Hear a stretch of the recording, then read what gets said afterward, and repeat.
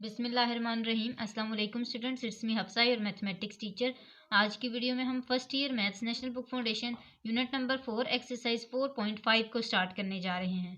Students, हम जब भी कोई एक्सरसाइज स्टार्ट करते हैं तो उससे पहले उसका बेसिक कॉन्सेप्ट क्लियर करते हैं और फिर एक्सरसाइज की तरफ मूव ऑन करते हैं। तो आइए पहले बेसिक कॉन्सेप्ट पढ़ते हैं। स्टूडेंट्स, जैसा कि आप जानते हैं कि यूनिट 4 में हमने सीक्वेंस और सीरीज के बारे में पढ़ा। इसी तरह हमने सीक्वेंस की टाइप्स पढ़ी और फिर सीरीज की भी आगे से टाइप्स पढ़ी, जिसमें से हमने सीक्वेंस की दो टाइप्स पढ़ी थी, अरिथमेटिक सीक्वेंस और ज्योमेट्रिक सीक्वेंस। इसी तरह हमने सीरीज की भी आगे से दो टाइप्स पढ़ी, जिसमें एक अरिथमेटिक सीरीज है और एक आज हम पढ़ने जा रहे हैं जो कि है ज्योमेट्रिक सीरीज। अब ज्योमेट्रिक सीरीज क्या होती है, इससे पहले तो हमें सीरीज का पता होना चाहिए कि सीरीज क्या होती है। तो सीरीज एक लिस्ट ऑफ नंबर होती है जिसके अंदर प्लस या माइनस का साइन आ जाए तो हम उसको कहते हैं कि ये क्या है, ये एक सीरीज है। अब ज्योमेट्रिक सीरीज क्या होती है, जब sum of the terms of a geometric sequence, यानी कि जब ज्योमेट्रिक सीक्वेंस का सम ले लिया जाए तो हम उसको क्या कहते हैं, ज्योमेट्रिक सीरीज कहते हैं। अब यहाँ पे जो हमारे पास दो फार्मूलाज यूज होंगे ज्योमेट्रिक सीरीज को फाइंड करने के लिए, उसमें जो फर्स्ट फार्मूला है A1 1 minus R raise to power n divided by 1 minus R, ये फार्मूला तब यूज होगा जब हमारे पास n टर्म अवेलेबल होगी, A1 होगा और साथ में r अवेलेबल होगा। याद रखिए कि r जो है वो 1 नहीं हो सकता। अगर वो 1 हुआ तो फिर ये फॉर्मूला अप्लाई नहीं होगा। ठीक है, r इज इक्वल टू 1 नहीं होना चाहिए। जैसे कि यहाँ पे मैंने साइड पे मेंशन भी किया हुआ है कि r is not equal to 1, तभी ये हम फॉर्मूला यूज करेंगे। याद रहिए कि हमारे पास a1 होना चाहिए इस फॉर्मूला के लिए, a1 n और r ये तीनों अवेलेबल होने चाहिए। लेकिन ये जो सेकंड फार्मूला है ये कब यूज होगा, ये तब यूज होगा जब हमें nth टर्म दी जाएगी, यानी कि a और नीचे कोई टर्म दी जाएगी, a n होता है ना, जैसे ये देखिए यहाँ पे a n है ऐसे। अब ये जो n है ना, इसमें कोई भी टर्म हो सकती है, a5 हो सकता है, a4, कोई भी यहाँ पे हमें टर्म दी जाएगी और इसी के साथ साथ हमें n नहीं दिया जाएगा, ये वाला n। फिर हम ये फार्मूला यूज किया करेंगे। अब आपको ये बात क्लियर समझ आ गई, ये दोनों फार्मूला हमने कब कब यूज करने। अब जब ये समझ आ गया, अब आते हैं एक्सरसाइज की तरफ। स्टूडेंट्स, क्वेश्चन नंबर 1 से पहले हमें एक स्टेटमेंट दी गई है और वो क्या है कि find the sum of each a geometric series. हमने हर एक क्वेश्चन का सम निकालना है, किसका, ज्योमेट्रिक सीरीज का। ही हमें एक ज्योमेट्रिक सीरीज दी हुई है और हमने इसके जो सम है वो फाइंड करना है। अब यहाँ पे क्वेश्चन नंबर 1 देखें, वो उसी से रिलेटेड है जो मैंने आपको एक पॉइंट बताया है कि r जो है वो 1 के इक्वल कभी भी नहीं होना चाहिए, तब हम फॉर्मूला यूज नहीं कर सकते अगर r हमारे पास 1 हो। देखें, अगर हम 16 को हम ज्योमेट्रिक सीरीज किस तरह फाइंड करते हैं, हमें कैसे पता लगता है एक ज्योमेट्रिक सीक्वेंस का, जब हम सेकंड वाली को फर्स्ट के साथ डिवाइड करें, इसी तरह थर्ड वाली को सेकंड वाली के साथ डिवाइड करें, हमारे पास आंसर सेम आना चाहिए, हमारे पास रेशियो सेम आ जाए, तो फिर हम कहते हैं कि ये एक ज्योमेट्रिक सीरीज है। ऐसे ही कहते हैं ना।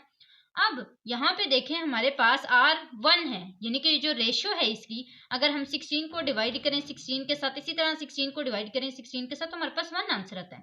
इसीलिए यहाँ पे फॉर्मूला अप्लाई नहीं हो सकता। यहाँ पे जैसे मैंने मेंशन भी कर दिया कि so can't be formula applied, यहाँ पे फॉर्मूला अप्लाई नहीं हो सकता। नेक्स्ट चलते हैं क्वेश्चन नंबर 2 की तरफ। वहां पे हम फॉर्मूला को यूज करेंगे और हम देखेंगे कि हम किस तरह जो है सम ऑफ ज्योमेट्रिक सीरीज वो कैसे निकालते हैं। ठीक है, अब यहाँ पे देखिए क्वेश्चन नंबर 2। क्वेश्चन नंबर 2 में हमारे पास 75 प्लस 15 प्लस 3। अब आपने इस तरह इसका कैसे निकालना है r, तो वो देखें, आप लोग रेशियो कैसे निकालते हैं ज्योमेट्रिक सीरीज के लिए, सेकंड को फर्स्ट के साथ डिवाइड करते हैं, इसी तरह थर्ड को सेकंड के साथ डिवाइड करें, आपका आंसर सेम ही आएगा, रेशियो सेम ही होगी। जब रेशियो सेम होगी तो वही इस बात को प्रूव करेगी कि ये हमारे पास एक ज्योमेट्रिक सीरीज है।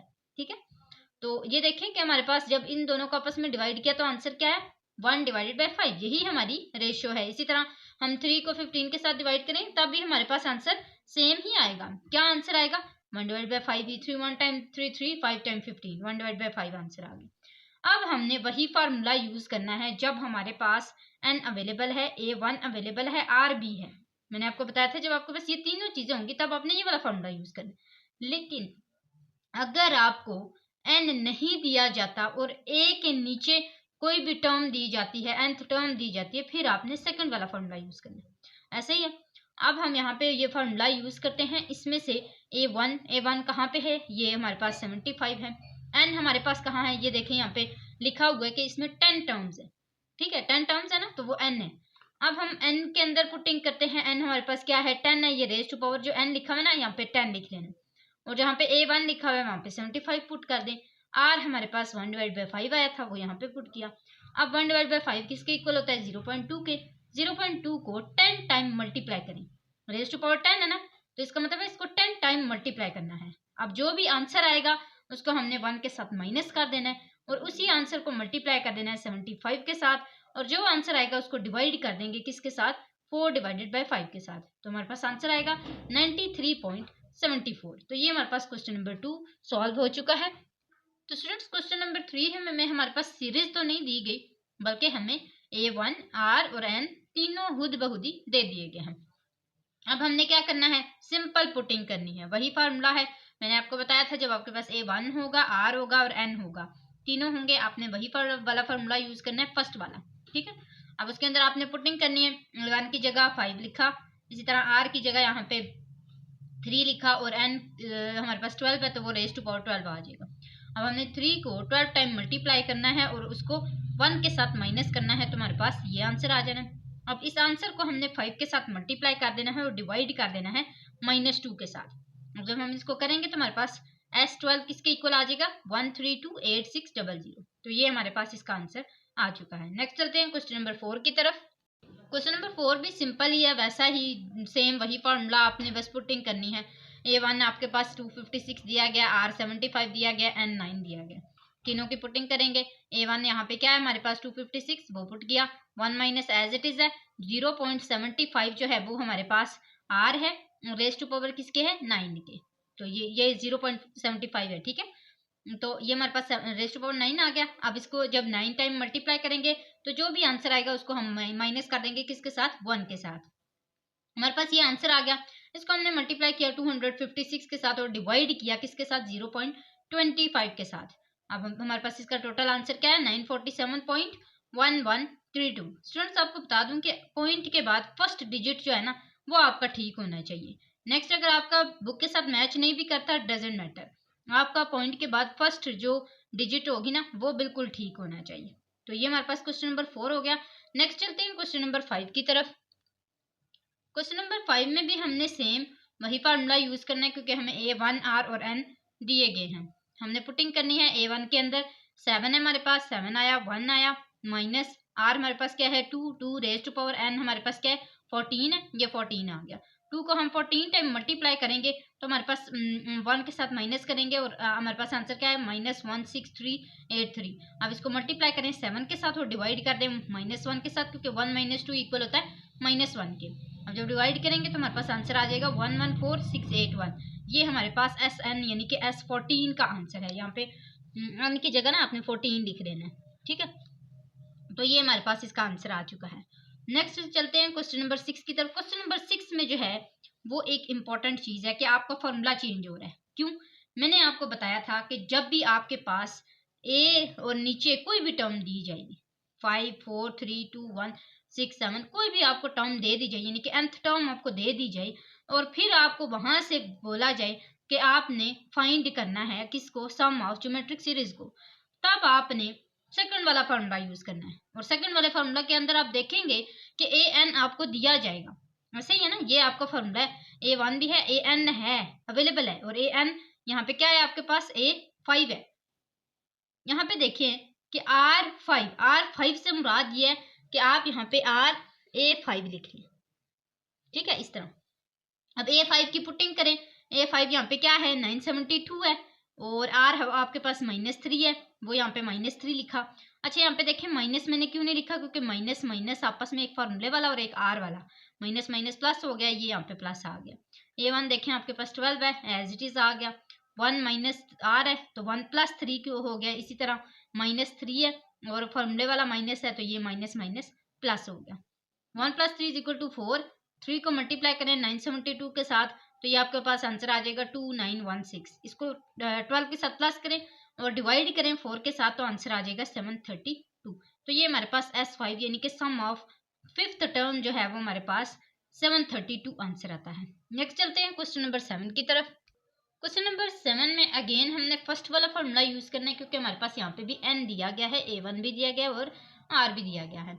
हमने सेम वही फॉर्मूला यूज करके यहाँ पे a1 16 लिखना है, 16 है तो ये यहाँ पे लिख लिया। इसी तरह 1 माइनस r हमारे पास क्या है, -1 डिवाइड बाई 2 है, यानी कि 1 डिवाइड बाई 2 इक्वल होता है 0.5 के, तो ये -0.5 रेज टू पावर क्या आ गया 10, क्योंकि n हमारे पास 10 है। अब यहाँ पे देखें 1 माइनस r है ना, तो r हमारे पास क्या है 0.5 था, ये मैंने एज इट इज लिख लिया। 1 डिवाइड बाई 2 इसलिए नहीं लिखा, वो फिर ज्यादा लंबा हो जाता है, ठीक है, तो इसलिए मैंने 1 डिवाइड बाई 2 को 0.5 लिख लिया है। अब माइनस माइनस प्लस 1 प्लस 0.5 हो गया।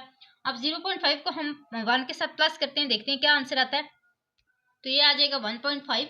अब 1.5 के साथ हम किसको डिवाइड करेंगे, 16 को पहले मल्टीप्लाई करेंगे इस सारे के साथ, क्योंकि हम 0.5 को जब 10 टाइम मल्टीप्लाई करेंगे ना और उसको 1 के साथ माइनस करेंगे, माइनस माइनस प्लस करेंगे और यहाँ पे प्लस आ जाएगा।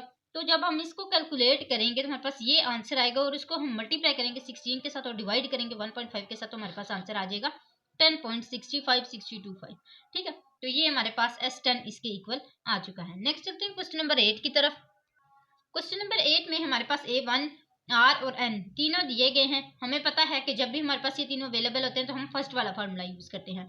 अब फर्स्ट वाला फार्मूला यूज करते हुए हमने A1 यहाँ पे लिखा 243 है हमारे पास 1 माइनस, इसी तरह ये R है, यहाँ पे R लिखा, रेज टू पावर हमारे पास N 5 है, यहाँ पे 5 लिखा, उनको कैलकुलेट किया, माइनस माइनस प्लस यहाँ पे आया, इनको कैलकुलेट किया तो एलसीएम लिया, तो ये हमारे पास आंसर आ गया 32 डिवाइडेड बाई 243, और उसको डिवाइड किसके साथ किया है 5 डिवाइड बाई 3 के साथ, क्योंकि जब हम इसका एलसीएम लेंगे तो हमारे पास 5 डिवाइड बाई 3 आ जाएगा। अब यहाँ पे देखें, यहाँ पे बहुत अच्छी जो है वो कटिंग होने वाली है, क्यों, क्योंकि यहाँ पे हम देखेंगे कि जब हम इसको सॉल्व करेंगे तो फिर इसमें भी नीचे 243 आएगा और यहाँ पे बाहर भी 243 है, 243 आपस में कट जाएंगे। 243 प्लस 32 जो ऊपर हमारे पास एलसीएम में आया था वो आ गया 275, और ये 5 डिवाइडेड बाई 3 को जब हमने मल्टीप्लाई में चेंज किया तो 3 डिवाइडेड बाई 5 आ गया। अब 5 1 टाइम 5, 55 टाइम 275 आ गया, और 55 को जब हमने 3 के साथ मल्टीप्लाई किया तो हमारे पास 165 आ गया। इसका मतलब है कि S5 sum of 5 is equal to किसके इक्वल आ गया 165 के। तो ये हमारे पास क्वेश्चन नंबर 8 का आंसर हुआ। नेक्स्ट क्वेश्चन की तरफ चलते हैं, क्वेश्चन नंबर 9 की तरफ। क्वेश्चन नंबर 9 में स्टूडेंट सेकंड वाला फार्मूला यूज होने वाला है, क्योंकि यहाँ पे हमें A4 दिया गया है। मैंने आपको बताया था जब A के साथ नीचे N यानी कि AN टर्म दी जाएगी तो फिर आपने सेकंड वाला फार्मूला यूज करना है। अब वो फार्मूला यहाँ पे हम देखेंगे हमारे पास AN क्या है, A4 है, ये 4 है ना, तो A4 देखें यहाँ पे क्या है आपके पास -1 है, ये यहाँ पे पुट किया। R आपके पास क्या है -1 डिवाइड बाई 7, ये पुट किया, माइनस एज इट इज आ गया। A1 हमारे पास क्या है 343, ये यहाँ पे लिखा 1 माइनस R क्या है -1 divide by 7 as it is लिख लिया। अब हमने नीचे क्या करना है, एलसीएम करना है इसका, ये आ जाएगा हमारे पास माइनस माइनस प्लस, तो ये आ जाएगा 1 divide by 7, 1 divide by 7 minus, और ये 343, और डिवाइडेड बाई इसके क्या है, कुछ भी नहीं है, 1 है, हमने इसका एलसीएम लिया तो ये हमारे पास आंसर है। ये 8 डिवाइडेड बाई 7 डिवाइड हो रहा है, मल्टीप्लाई में चेंज होगा तो ये हमारे पास आ जाएगा 7 डिवाइडेड बाई 8। अब 7 7 आपस में कैंसिल हो गए, 2401 में से 1 निकालेंगे तो 2400 आ जाएगा, डिवाइड करेंगे 8 के साथ, 8 1 टाइम 8 8 300 टाइम हमारे पास 2400 आ जाएगा। तो इसका मतलब है कि हमारे पास S4 किसके इक्वल आया है, सम ऑफ 4 300 के इक्वल आया। तो ये हमारे पास क्वेश्चन नंबर 9 का आंसर आ गया। क्वेश्चन नंबर 10 की तरफ चलते हैं। क्वेश्चन नंबर 10 में हमारे पास सेम वैसे ही दिया गया है, लेकिन यहाँ पे एक चीज डिफरेंट है कि हमें A1 नहीं दिया गया। अब A1 नहीं दिया गया, A1 को हम सबसे पहले फाइंड करेंगे और फिर हम फर्दर चलेंगे आगे। तो A1 को फाइंड करने के लिए जो हमें दिया गया है ना A3 और A6, उससे हम लोग A1 R को फाइंड करेंगे और R को फाइंड करके A1 को फाइंड करेंगे। अब यहाँ पे हमारे पास जो A3 है वो किसके इक्वल होता है, ज्योमेट्रिक सीक्वेंस को याद करें। ज्योमेट्रिक सीक्वेंस में हमने इस तरह पढ़ा था ना कि जब A3 होगा तो हम R स्क्वायर लिखेंगे, इसी तरह जब A4 होगा तो हम R क्यूब लेंगे, और जब हमारे पास A5 होगा तो हम R4 लेंगे। पावर्स हमारे पास एक नीचे होती जाएंगी, डिक्रीज होती जाएंगी, और जो पीछे वाले नंबर होते जाएंगे वो इंक्रीज होते जाएंगे। अब यहाँ पे देखें कि हमारे पास A3 है, A3 में R स्क्वायर आएगा और A6 में क्या आ जाएगा R5 आ जाएगा, पावर हमारे पास एक कम हो गई। अब हम कहते हैं कि A1 R स्क्वायर जो है वो हमारे पास 3 डिवाइड बाई 4 के इक्वल है, और A1 R5 जो है वो हमारे पास 3 डिवाइडेड बाई 32 के इक्वल है। अब इन दोनों को हमने क्या कर देना है, डिवीजन करना है। जैसे हम लोग जब हम सीक्वेंस को लेके चलते हैं, ज्योमेट्रिक सीक्वेंस को, तो हम सेकंड वाली को फर्स्ट के साथ क्या करते हैं, डिवाइड करते हैं ना। हम इसी तरह इस सेकंड वाली को फर्स्ट वाली के साथ डिवाइड करेंगे, इसी तरह इस सेकंड वाली को फर्स्ट वाली के साथ भी डिवाइड करेंगे। अब जब हम दोनों को आपस में डिवाइड कर रहे हैं ना, तो जो कटिंग होती है वो कटिंग कर देंगे। जैसे a1 से कट हो जाएगा, आर स्क्वायर जो है वो आर यहाँ पे 5 है, 2 इसमें से कट जाएंगे, पीछे कितने बचेंगे, 3 बच जाएंगे, आर क्यूब बच गया इस वाले में से। इज इक्वल यहाँ पे देखिए क्या क्या बचा है, 3 से कट गया, 4 1 टाइम 4 4, 8 टाइम 32। अब ये देखिए यहाँ पे हमारे पास एक 8 बच गया और यहाँ पे हमारे पास आर क्यूब बच गया। ऊपर देखिए यहाँ पे 3 1 टाइम 3 हो गया था ना, तो ये 1 डिवाइडेड बाई 8 हमारे पास बच गया और नीचे कुछ भी नहीं बचा। अब यहाँ पे देखें R cube is equal to 1 divide by 8 आया है। हमने यहाँ पे सीखा था कि जब भी हमारे पास हमने कटिंग करनी हो तो हम क्यूब रूट ले लेते होते हैं, या फिर हम लोग क्यूबिंग देख लेते हैं, क्यूबिंग करके हम लोग कटिंग कर लेते हैं। जैसे यहाँ पे मैंने किया है कि R cube is equal to, ये 8 किसका क्यूब है, 2 का, तो मैंने 2 का क्यूब लेके क्यूब क्यूब आपस में कट करके R is equal to 1 divide by 2 ले आए। अब जब हमारे पास आर का आंसर आ गया है, अब हमारे पास A1 का आंसर निकालना मुश्किल नहीं है, क्योंकि हम लोग कैसे A1 का आंसर निकालते हैं। देखें यहाँ पे हमने क्या देखा था, A1 are square, A1 are हमारे पास क्या है 1 divide by 2 square is equal किसके है 3 डिवाइड बाई 4 के। फर्स्ट इक्वेशन से हमने आंसर निकालना है किसका, A1 का। तो हम लोग यहाँ पे 1 डिवाइड बाई 4 करेंगे। इसी तरह आप ना इस सेकंड इक्वेशन में से भी फाइंड कर सकते हैं, यानी कि A1 आर पुट करके और इसके इक्वल करके, ठीक है। तो आपका आंसर क्या आएगा, A1 इज इक्वल टू 3। कैसे, ये 1 डिवाइड बाई 4 इधर मल्टीप्लाई हो रहा है, उधर आके डिवाइड हो जाएगा, यानी कि ये 4 इधर डिवाइड हो रहा है, उधर जाके मल्टीप्लाई हो जाएगा, ये इधर मल्टीप्लाई हो रहा है, इधर आके डिवाइड हो जाएगा। तो ये हमारे पास क्या आ जाएगा, 4 डिवाइडेड बाई 1 आ जाएगा, 4 4 आपस में कैंसिल हो जाएंगे, पीछे क्या बचेगा, 3 बचेगा। तो A1 का हमारे पास आंसर आ चुका है 3। अब हमने सम निकालना है ज्योमेट्रिक सीरीज का।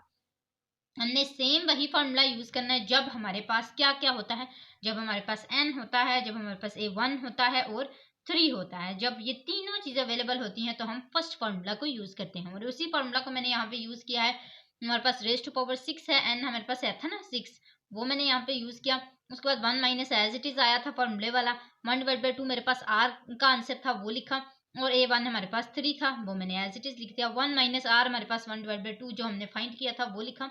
अब इन सबको हमने कैलकुलेट किया, कैसे, 1 डिवाइड बाई 2 को raise to power 2 raise to power 6 किया, 64 आ गया। इसका एलसीएम लिया तो ये आ गया हमारे पास। और जब ये हमारे पास आ गया तो हमने ये देखिए यहाँ पे 1 डिवाइड बाई 2 था, ये 1 डिवाइड बाई 2 चेंज हुआ, मल्टीप्लाई 2 डिवाइडेड बाई 1 में, तो ये यानी कि यहाँ पे 2 बच गया। अब यहाँ पे देखें 64 माइनस 1 इज इक्वल टू 63 हो गया, और 3 1 टाइम 3 32 टाइम हमारे पास 64 आ गया। अब हमने 63 को जब 3 के साथ मल्टीप्लाई किया तो हमारे पास आंसर आया 189, और डिवाइड बाय हमारे पास क्या है 32, तो ये हमारे पास S6 यानी कि सम ऑफ ज्योमेट्रिक सीरीज का आंसर आ चुका है। नेक्स्ट चलते हैं क्वेश्चन नंबर 11 की तरफ। स्टूडेंट्स क्वेश्चन नंबर 11 से पहले हमें एक स्टेटमेंट दी गई है। क्या स्टेटमेंट है कि find A1 for each geometric series. अब हमें कहा गया है कि यहाँ पे हमने सम नहीं फाइंड करना, हमने क्या फाइंड करना है, A1। याद रहे वही फार्मूला यूज करना है, उसी फार्मूले से आपने क्या फाइंड करना है, आपने A1 फाइंड करना है। लेकिन याद रहे आपको यहाँ पे क्या दिया जाएगा, यहाँ पे आपको सम दिया जाएगा। जब सम दे दिया जाएगा तो फिर तो कुछ भी मुश्किल नहीं है। देखें फार्मूला यहाँ पे आपके पास एज इट इज मैंने लिखा हुआ है। सम हमारे पास क्या दिया गया है, 244 दिया गया ना, ये लिखा। A1 देखें, A1 हमने फाइंड करना है तो एज इट इज लिख ले, 1 minus as it is, r हमारे पास -3 है, n हमारे पास 5 है, रेज टू पावर 5 लिख लिया। 1 माइनस r है, इसको एज इट इज लिख लिया, 1 माइनस और r हमारे पास -3 था वो यहाँ पे लिख लिया। अब माइनस माइनस देखें प्लस हो जाएगा, माइनस माइनस प्लस होगा ना, और 1 + 3 किसके इक्वल हो जाएगा 4, ये इधर डिवाइड हो रहा है, इधर जाके क्या हो जाएगा मल्टीप्लाई हो जाएगा। और A1 के साथ हमारे पास -3 रेज टू पावर 5 है, तो -3 रेज टू पावर 5 मैंने ऐसे ही लिख लिया। और जो माइनस माइनस प्लस था, इसका जो बाहर हमारे पास पावर है वो ऑड है ना, तो इसका जो आंसर है वो माइनस में ही आएगा, इसलिए माइनस माइनस यहाँ पे प्लस हो गया। अब 3 रेज टू पावर 5 जो है वो इक्वल होता है 244 के, यहाँ पे भी 244 है, ये दोनों आपस में कट गए, पीछे हमारे पास A1 का आंसर क्या रह गया, 4 रह गया। अब आप कोशिश किया करें इस तरह, अगर आपको नहीं आता, मतलब इस तरह आप से कटिंग वगैरह नहीं होती, तो आप इस तरह भी कर सकते हैं, 1 + 23 रेज टू पावर 5, और ये हमारे पास आ जाएगा 244 244 को आप इधर ला के 244 के साथ पहले मल्टीप्लाई कर लें 4 के साथ, फिर कट कर लें, कोई मसला नहीं है, ठीक है। वो आपके ऊपर डिपेंड करता है आप इसको किस तरह सॉल्व करते हैं, लेकिन आपने पुटिंग जो है वो ठीक करनी है। पुटिंग करेंगे आपका आंसर बिल्कुल ठीक आएगा। नेक्स्ट चलते हैं क्वेश्चन नंबर 12 की तरफ। इसमें भी हमने सेम इसी फॉर्मूले को लेके चलना है, क्योंकि हमारे पास यहाँ पे भी सम दिया गया है। हमने किसको फाइंड करना है, a1 को फाइंड करना है। अब a1 को फाइंड करने के लिए a1 एज इट इज रहने देंगे। एन हमारे पास यानी कि सम ऑफ ज्योमेट्रिक सीरीज हमारे पास कितना दिया गया है, 32 दिया गया है, और r हमारे पास 2 दिया गया है। रेस्ट टू पावर हमने किसके किया, 6 के, क्योंकि n हमारे पास क्या है, 6 है। अब हमने 32 जब इक्वल किया इसके, तो यहाँ पे हम देखते हैं कि 1 माइनस 2 इक्वल होता है 1 के। अब वो जो -1 है वो इधर आके किसके साथ मल्टीप्लाई हो गया, 32 के साथ, तो ये हमारे पास आ गया -32। और यहाँ पे देखें कि 2 रेज़ टू पावर 6 हमारे पास 64 के इक्वल होता है, और ये -64 किसके इक्वल हो गया, 63 के। तो 63 जो है वो उधर जाके डिवाइड हो जाएगा। इसको मैंने सीधा करके लिख लिया है, ठीक है, अरेंज करके लिखा है कि यहाँ पे 32 डिवाइड बाई 63 था, तो वो इधर आ गया। अब 32 डिवाइड बाई 63 जब हम करेंगे तो हमारे पास आंसर आएगा 0.5079। तो ये हमारे पास A1 का आंसर आ चुका है। नेक्स्ट चलते हैं क्वेश्चन नंबर 13 की तरफ। क्वेश्चन नंबर 13 में स्टूडेंट्स हमारे पास AN दिया गया है, R दिया गया है और SN दिया गया है। अब इसके लिए आप देखें कि वही AN का यूज हुआ है, तो AN के लिए कौन सा फॉर्मूला यूज होता है, जब आपके पास AN आ जाए तो क्या फॉर्मूला यूज करना है, सेकंड वाला फॉर्मूला यूज करना है, ठीक है। तो सेकंड वाले फॉर्मूले को यूज करते हुए सारी पुटिंग करनी है। AN हमारे पास क्या है, 324 है, R हमारे पास 3 है वो लिखा, A1 हमने फाइंड करना है, और सम जो है वो हमें 484 दिया गया था। अब उसी को इक्वल करें, 1 माइनस 3 इक्वल होता है -2 के, ये इधर आके मल्टीप्लाई हो गया, -968 आंसर आ गया। अब A1 यहाँ पे देखें, 324 को 3 के साथ मल्टीप्लाई करेंगे तो 972 आएगा। 972 इधर माइनस हो रहा है, इधर आके क्या हो जाएगा, प्लस हो जाएगा। जब ये दोनों आपस में प्लस होंगे, प्लस माइनस होंगे, प्लस माइनस माइनस होता है ना, ये दोनों आपस में माइनस हुए, 4 आंसर आ गया। और बड़ी रकम के साथ प्लस का साइन है तो ये प्लस ही रहेगा। तो A1 का हमारे पास क्या आंसर आ गया, 4। उम्मीद है आपको अच्छे से ये समझ आ गया होगा। नेक्स्ट चलते हैं क्वेश्चन नंबर 14 की तरफ।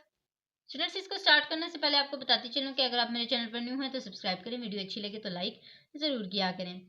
क्वेश्चन नंबर 14 में हमारे पास जो क्वेश्चन दिया गया है वो है कि find fractional notation for the infinite geometric series. अब इनफाइनाइट ज्योमेट्रिक सीरीज के लिए आपने क्या करना है, एक आपके पास फॉर्मूला मैंने यहाँ पे लिखा है कि सम ऑफ इनफाइनाइट। इनफाइनाइट सीरीज के लिए आपने, अच्छा इनफाइनाइट सीरीज होती क्या है, वो जो चलती जाती है, यानी कि उसका कोई एंड नहीं है, ठीक है, चलती जा रही है चलती जा रही है, वो एक ऐसी सीरीज है जो ना खत्म होने वाली है, तो उसको इनफाइनाइट सीरीज कहा जाता है। अब जब हमने उसका सम निकालना है ना इनफाइनाइट सीरीज का, तब हमने फॉर्मूला यूज करना है A1 divided by 1 minus R।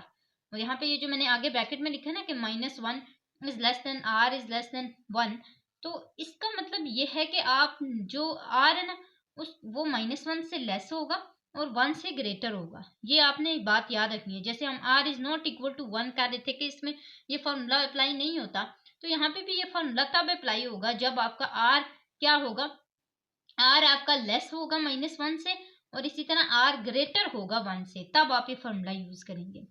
तो आइए इसके फर्स्ट पार्ट की तरफ आते हैं। फर्स्ट पार्ट में हमारे पास क्या है, 0.4444 चलते जा रहे हैं। अब सबसे पहले तो आपको इसकी सीरीज बनानी आनी चाहिए, और वो सीरीज आप कैसे बनाएंगे, आपके पास 0.4444 है ना, आपने देखा कि एक ही नंबर बार बार रिपीट हो रहा है और उस नंबर के कितने डिजिट हैं, जस्ट 1 डिजिट है, तो आपने एक ही डिजिट के आगे 0 लगाते जाना है। कैसे, 0 पॉइंट यानी कि पॉइंट के बाद अगर आपके पास एक ही डिजिट है तो पहले एक दफा आप 0 लगा लें, फिर इसी तरह फर्दर एक 0 इंक्रीज करते जाएं करते जाएं करते जाएं, तो ये आपकी सीरीज बनती जाएगी। जैसे आपने लिखा 0.4 0.04 0.004, फिर इसी तरह 0.0004, और ये चलता जाएगा, ठीक है, ये आपकी जो है वो सीरीज बन जाएगी। अब इससे आपने अंदाजा लगाया कि आपका जो A1 है वो क्या है, 0.4 है, और इसी तरह जो आपकी रेशो होगी वो आप ज्योमेट्रिक सीक्वेंस किस तरह अपनाते हैं, जब आपकी एक ज्योमेट्रिक सीक्वेंस की निशानी यही होती है ना कि आप सेकंड टर्म को फर्स्ट टर्म के साथ डिवाइड करें तो आपका आंसर सेम आना चाहिए, और आपका आंसर सेम आएगा भी जब आप सेकंड टर्म को फर्स्ट टर्म में से माइनस करेंगे, और इसी तरह ये प्रूव हो जाएगी कि ये एक ज्योमेट्रिक सीरीज है।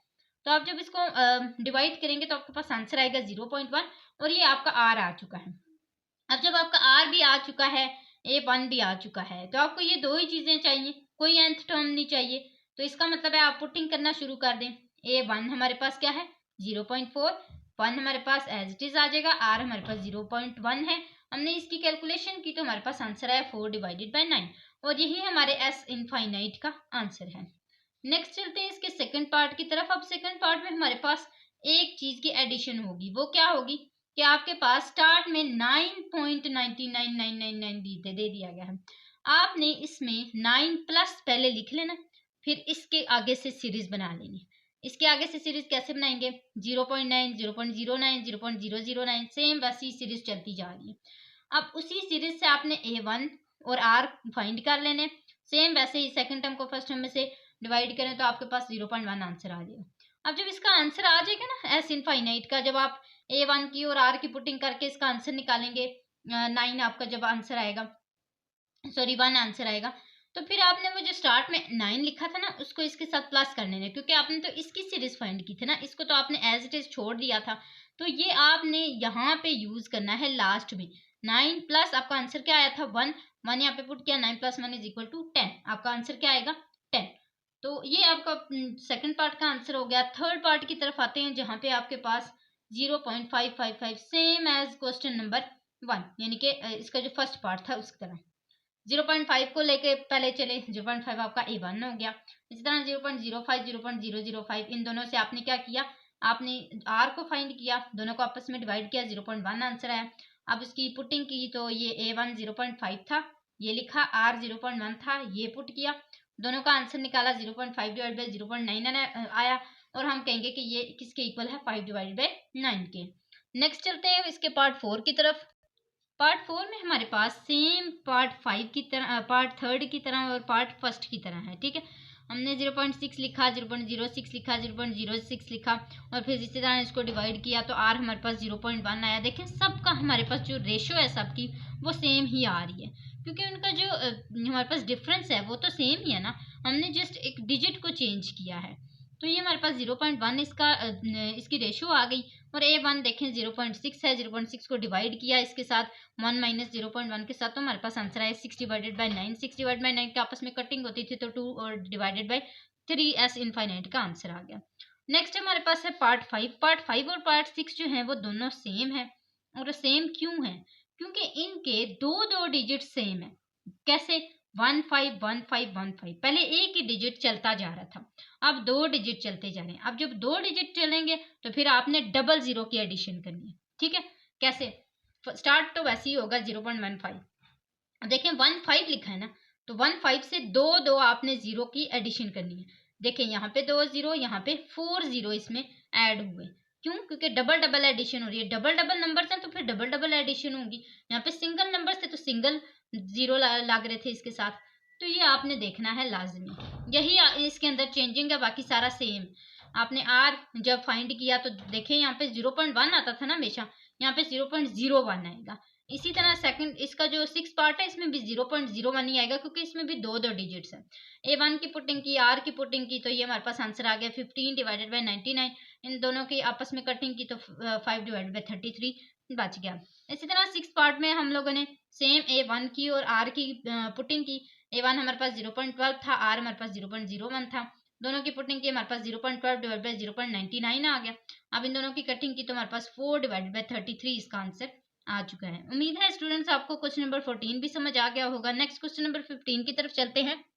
Question number 15 and question number 16 में हमारे पास स्टेटमेंट है। पहले हम स्टेटमेंट को समझेंगे और फिर क्वेश्चन को सॉल्व करेंगे। तो यहाँ पे हमारे पास है कि to test it elasticity a rubber ball is dropped into a 30 feet hollow tube that is calibrated so that to the scientist can measure the height of each subsequent bounce। अच्छा, यहाँ पे ना एक साइंटिस्ट है, वो एक experiment करना चाह रहा है, और एक्सपेरिमेंट उसने कैसे किया, एक हॉलो ट्यूब है, ठीक है। ये जैसे मैंने यहाँ पे आपको देखें, यहाँ पे मैंने एक हॉलो ट्यूब बनाई है, इसके अंदर ना उसने एक रबर की बॉल है, ठीक है, वो यहाँ से इसने फेंकी है और ट्यूब के अंदर, ठीक है। जब ट्यूब के अंदर फेंकी है ना तो वो इस तरह ऐसे बाउंस होके आती जाएगी, ठीक। अब जब वो बाउंस हो रही है 30 फीट से, वो उसने हॉलो ट्यूब के अंदर फेंकी है, तो वो अब उसकी हाइट को मेजर करना चाह रहे हैं, ठीक है। The scientist found that on each bounce, scientist जो है वो ढूंढना चाहता है हर बाउंस के अंदर कि the ball rise to a height 2 divided by 5 the height of the previous bounce. इसका मतलब है कि जो बॉल है ना वो राइज यानी कि ऊंचाई पे आ रही है 2 डिवाइड बाय 5 की हाइट पे। ठीक है, पिछला जो बाउंस हुआ था ना, यहाँ पे जो फॉर एग्जांपल ये बाउंस हुआ है ना, अगर इस बाउंस की बात कर रही हूँ, स्टार्ट वाले बाउंस की बात कर रहा है कि वो अगर 2 डिवाइडेड बाय 5 है, तो फिर उससे जो पिछला वाला बाउंस होगा ना, इससे जो पिछला वाला बाउंस होगा उस बाउंस से 2 डिवाइडेड बाय 5 हाइट है इसकी। How for will the ball travel before it stops beginning, कि कितनी दूर वो बॉल जो है वो ट्रेवल करके जाएगी, ये हमने बताना है। पहला बाउंस जो है वो कितना था, वो 30 फीट का था ना, और कितने पे था, 2 डिवाइडेड बाय 5 पे था। पहले यही बताया गया था ना, पिछले वाले से वो बता रहा था कि इतना है।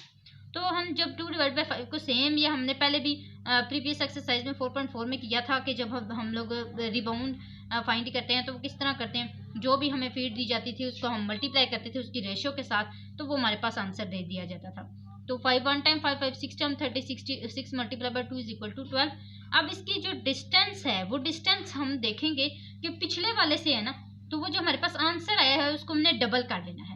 डबल कैसे, 12 को मल्टीप्लाई 2 करें 24 आंसर आ जाएगा। इसका मतलब है कि 24 हमारे पास स्टार्ट हो रहा है। ये जो A1 है ना, ये जो स्टार्ट हमारे पास बाउंस हो रहा है, ये हमारे पास 24 है, 24 डिस्टेंस कवर कर रहा है पहला जो रिबाउंड हो रहा है। अब A1 हमारे पास 24 आ गया, R हमारे पास क्या आ गया, 2 डिवाइड बाई 5 रेशो हमें पहले ही बता दी गई थी कि इतनी रेशो पे वो आगे मूव ऑन कर रहा है। तो हमने इनफाइनाइट करना है क्योंकि हमारे पास आगे दिया नहीं गया कि ये कितनी बॉल आगे जा रही। ठीक है, तो ये इनफाइनाइट है। अब इनफाइनाइट के लिए कौन सा फॉर्मूला हमने अभी यूज किया, A1 divided by 1 minus R, तो हमने वो पुट किया, A1 पुट किया और R पुट किया, दोनों को पुट किया तो हमारे पास आंसर है 40। अब ये जो 40 आंसर आया है ना, हम इसको किसके साथ प्लस करेंगे, 30 के साथ प्लस करेंगे, क्योंकि हमारे पास जो टोटल ट्रेवल होगी ना जहाँ पे स्टॉप करने से पहले, वो हमारे पास 70 फीट होगी। क्यों, क्योंकि जब हमने 40 फीट फाइंड किया इनफाइनाइट के लिए, तो उसके साथ वो जो स्टार्ट से उसने फेंका था 30 फीट, वो जब उसके साथ प्लस होगा तो ये तब हमारे पास टोटल जो इसकी ट्रेवलिंग होगी उस बॉल की वो आएगी, और वो क्या आएगी, 70 फीट। तो ये हमारे पास क्वेश्चन नंबर 15 हुआ। क्वेश्चन नंबर 16, लास्ट क्वेश्चन की तरफ चलते हैं। तो क्वेश्चन नंबर 16 में हमारे पास दिया गया है कि a hot air balloon rises 80 feet in the first minute of flight. अब यहाँ पे हमारे पास एक बलून है, ठीक है, वो ऊंचा जा रहा है, वो जो बलून है वो जा रहा है 80 फीट पे, और फर्स्ट एक मिनट पे, पहले मिनट पे, फ्लाइट की पहले मिनट पे वो 80 फीट तक गया है बलून।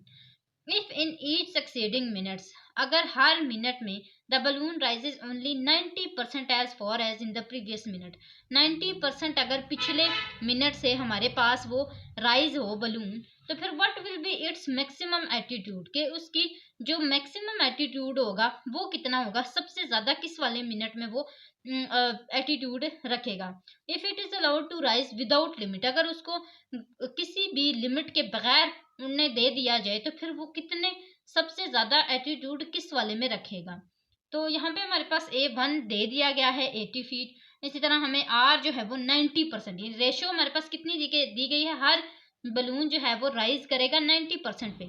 तो 90% के लिए हमने फाइंड करना है कैसे, 90 को डिवाइड करें 100 के साथ, तो जो भी आपका आंसर आएगा वो उसकी हमारे पास पॉइंट होगा। कितना पॉइंट है, 0.9। पहले हमारे पास परसेंट दिया गया था, परसेंट को हमने चेंज भी तो करना है, उसको चेंज करेंगे हम लोग तो हमारे पास 0.9 आंसर आ जाएगा। अब हमारे पास रेशियो भी है, हमारे पास 80 फीट भी है। इसी के साथ साथ आपको ये नहीं बताया गया कि वो कहाँ पे स्टॉप कर रहा है बलून, उसको उसकी कोई लिमिट नहीं है। यहाँ पे आप लास्ट अगर इसकी लाइन देखें कि if it is allowed to rise without limit, किसी भी लिमिट के बगैर अगर उसको उड़ने दे दिया जाए, तो फिर तो इसका मतलब यही है ना कि इसको कोई स्टॉप है ही नहीं। तो इसका मतलब कि ये क्या है, ये एक इनफाइनाइट है।